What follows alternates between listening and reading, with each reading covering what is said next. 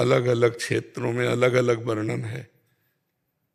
भगवान ने 4 प्रकार के भक्तों का वर्णन किया है। आर्त, दुख निवृत्ति के लिए भजन करना। अर्थार्थी, रुपया कामना की पूर्ति के लिए भजन करना। जिज्ञासु, भगवान को तत्व से जानने के लिए भजन करना। और ज्ञानी, भगवान के तत्व को जानने वाला। 4 भगवान ने वर्णन किए। तो जिनकी श्रेणी जिस कोटि की है वो उस कोटि का भजन कर रहा है।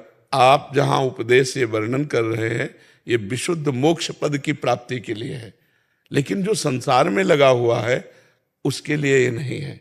वो कामनाओं को करेगा क्योंकि उसके पास 4 समस्याएं हैं, तो कहां करे? वो भगवान से करे।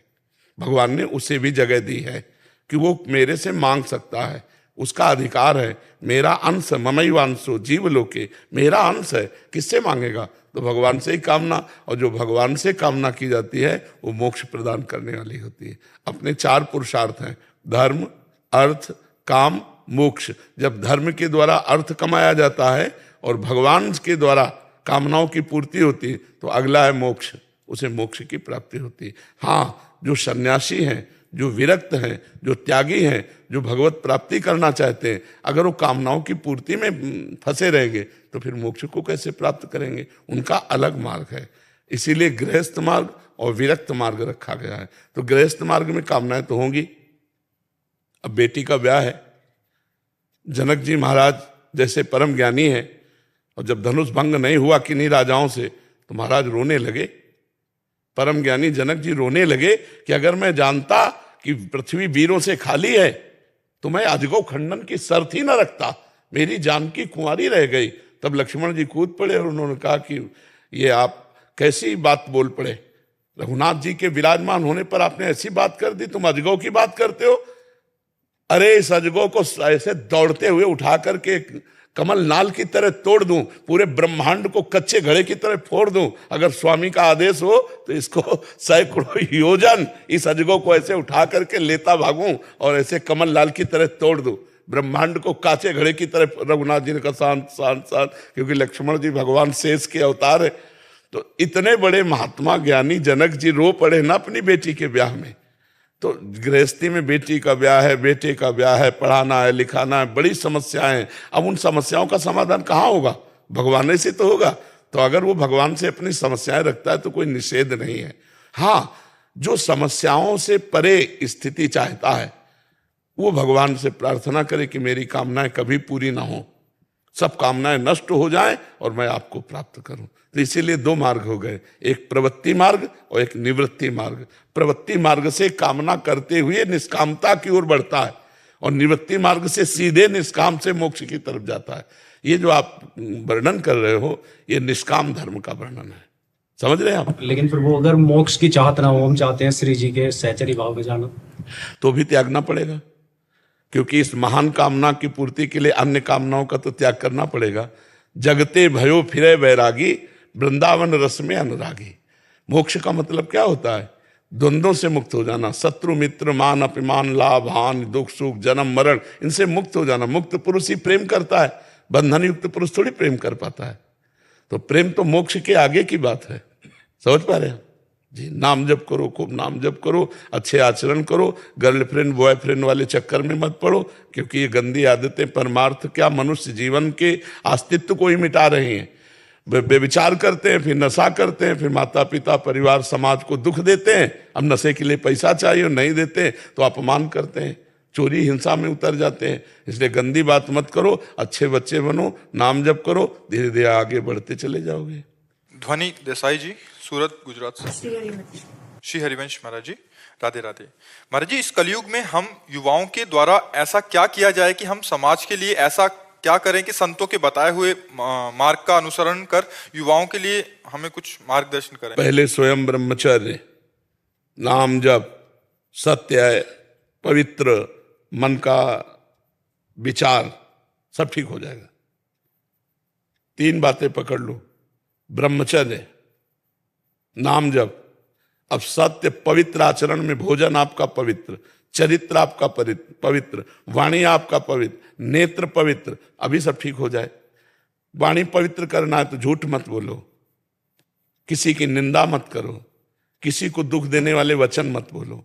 नेत्र पवित्र करना, मोबाइल में गंदी रील मत देखो, गंदी सीने मत देखो, बाहर गंदा दृश्य मत देखो, बाहर किसी के गंदे दोष मत देखो।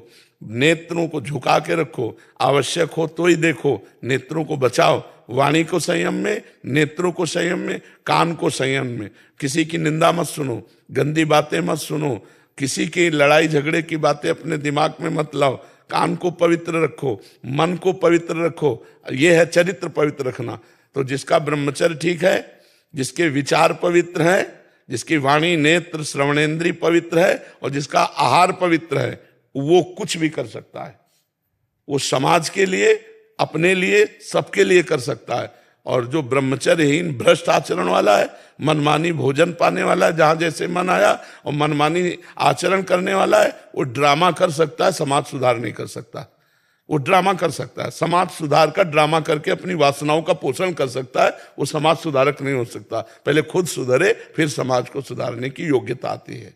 महाराज जी, बहुत बार ऐसा देखा गया कि मतलब हमारे अंदर प्रेरणा तो हो गई कि समाज सुधार करना है, बट अपने में आचरण नहीं है। असल बात समाज है क्या, हमें ये समझना पड़ेगा। ये हमारे भगवान हैं, पहले हमारी दृष्टि सुधरे। सब रूपों में भगवान, सिय राम मैं सब जग जानी, करो प्रणाम जोरी जुग पानी। अब हमसे कोई पूछता है कि हम अमुक अपना सुधार चाहते हैं, हम उसको उत्तम सलाह दे देते हैं। अगर हम सुधरे हुए हैं तो वो सलाह उसके दिमाग में छा जाएगी, वो सुधर जाएगा। पहले हम सुधरें, पहले हम भगवत प्राप्ति करें, पहले हम महान बने, तब हम दूसरों को महान बना सकते हैं। अब केवल ऐसे कि आप ऐसे चलो फिर नहीं ऐसे होता, उसका असर नहीं होगा। बिल्कुल असर नहीं होगा। कोई उपदेश देने के पहले अपने में योग्यता होनी चाहिए। हम दूसरे को त्याग का उपदेश करें, खुद भोग में रत रहें, वो उपदेश काम नहीं करता है। तो हम समाज सुधारना चाहें, अपने को सुधारा नहीं तो क्या होगा। बहुत से ऐसे समाज सुधारने की धारणाएं होती है कि हम अपनी वासनाओं का पोषण करते हैं समाज सुधारना की भावना की आड़ में।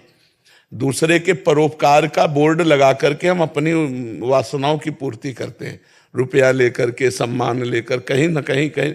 लेकिन अगर अपनी वासनाओं को मिटा के समाज सुधारने की बात हो, ऐसा कोई बिरला होगा जो कष्ट सह करके अपनी इंद्रियों को संयम में रख करके परोपकार की भावना वास्तविक रखता है। हम उस प्रणाम करते हैं उस समाज सुधारक को। ऐसा कौन हो सकता है हमारे? वही हो सकता है जो भगवान का आश्रित है, भगवान का भक्त है, जिसे भगवान का भरोसा है और जो भगवान को प्रसन्न करना चाहता है, वही ऐसा। मतलब लक्ष्य प्रभु हो, हाँ, तो फिर सब हो। हाँ, तब हो सकता है। अगर भगवान को प्रसन्न करना नहीं तो कहीं ना कहीं कुछ भी हम करें, हम उपदेश करें, प्रवचन करें, कुछ भी करें, अगर भगवान की प्रसन्नता नहीं है तो रुपये की प्राप्ति, मान प्रतिष्ठा पूजा की प्राप्ति, उसके लिए हम मान का त्याग कर देंगे। मान के लिए इतने बड़े त्यागी, ये भी तो मान है।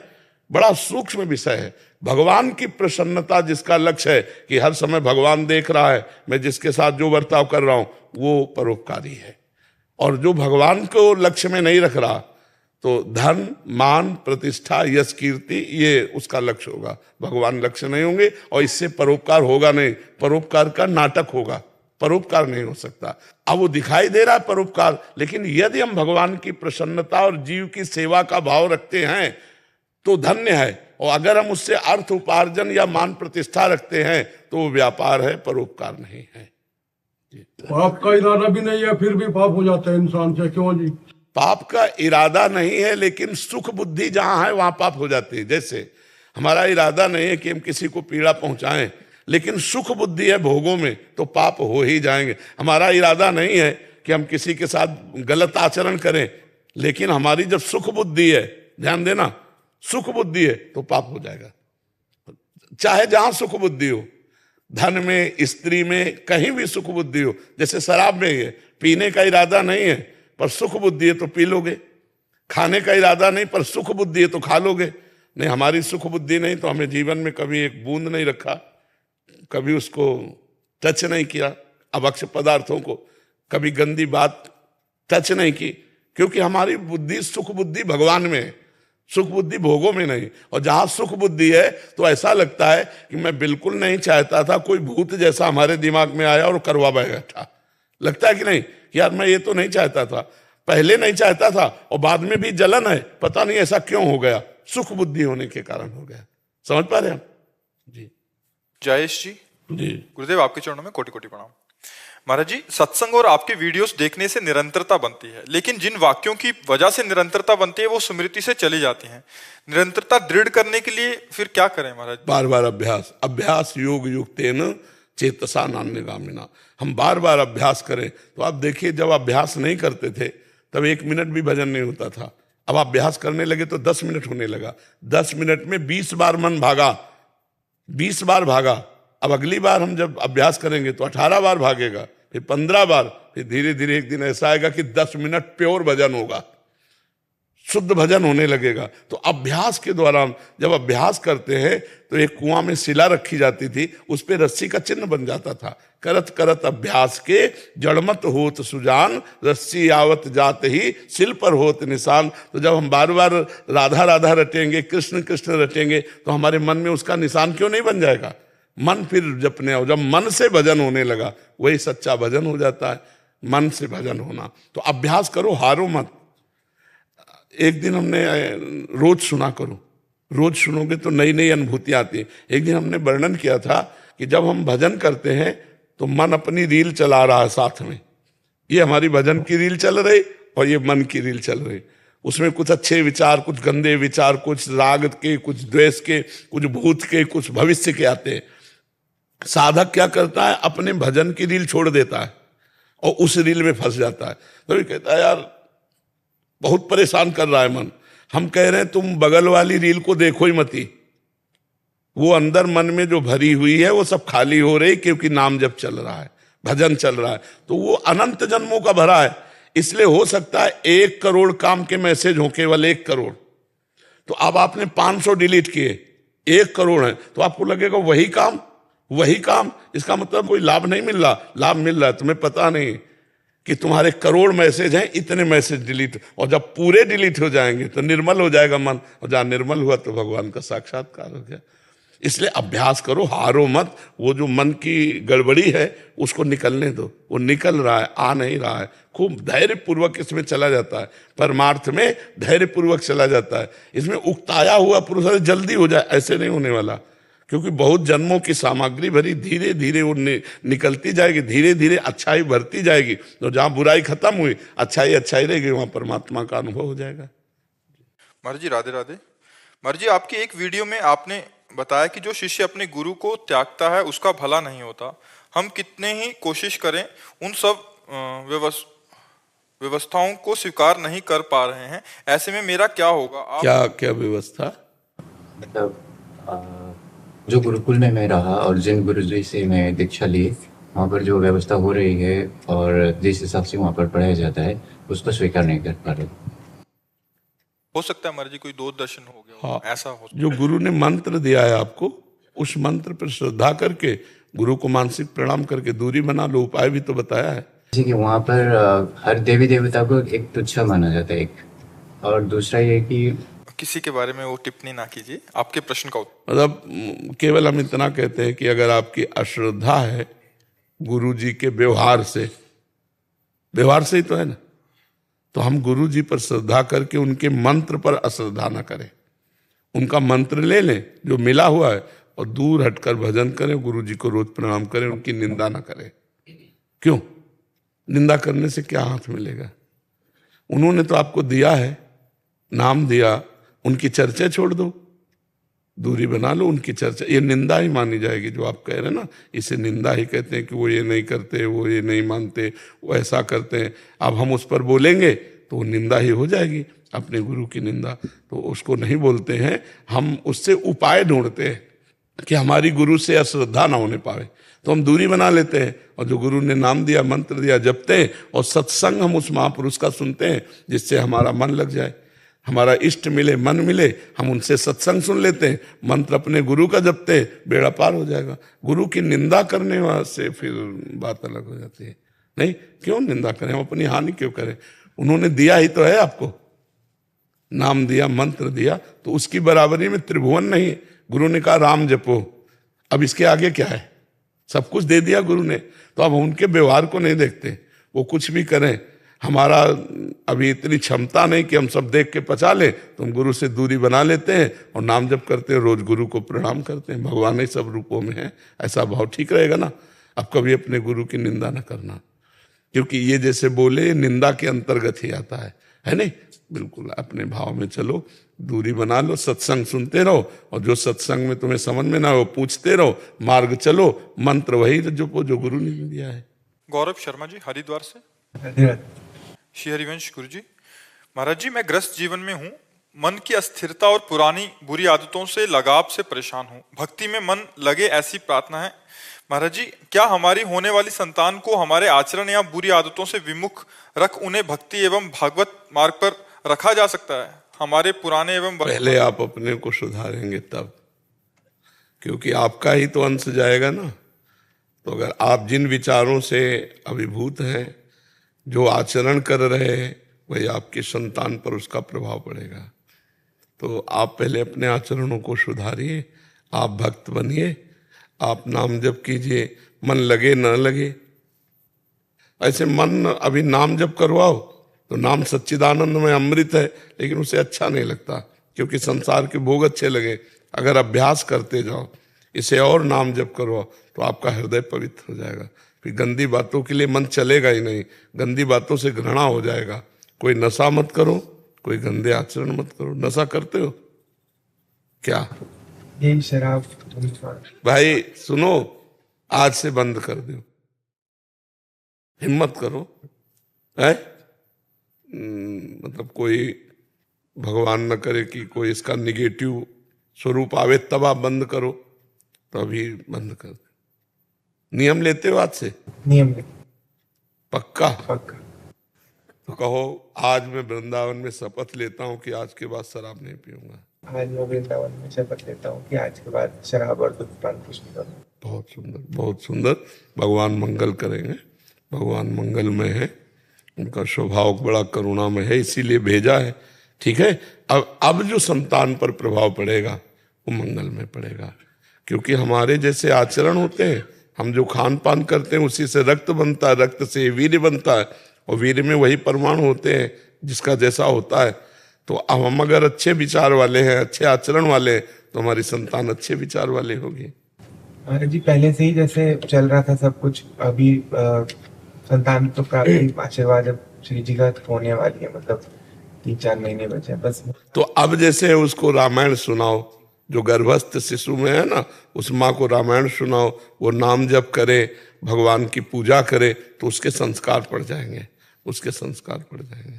जी महाराज ये बच्चे आए हैं गुजरात से, आपका आशीर्वाद, अभी नए बच्चे हैं जी।